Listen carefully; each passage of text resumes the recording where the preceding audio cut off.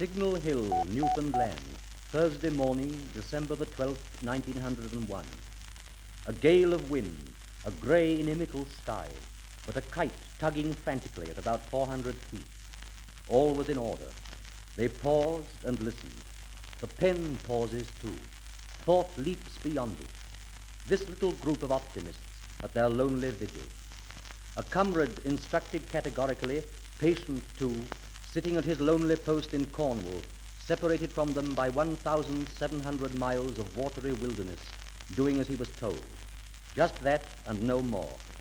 Sending the letter S in interminable series at prearranged times into the void. Seeing little himself, hearing nothing whatever.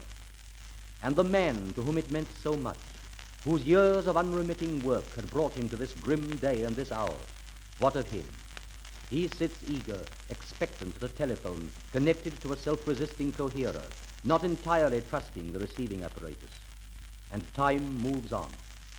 Nothing, except the derisive scream of the wind. 12:30 noon. What was that? A little click. Several, regularly. The letter S. And again.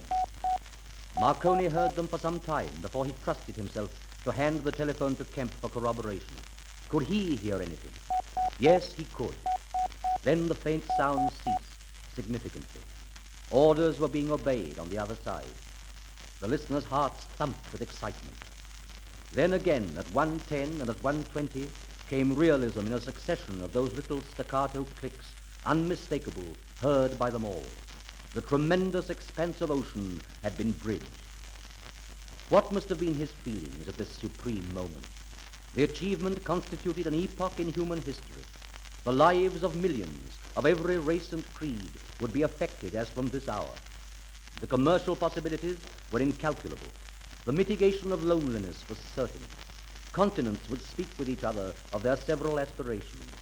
A ship in distress in the perilous wastes of the seas could be succored.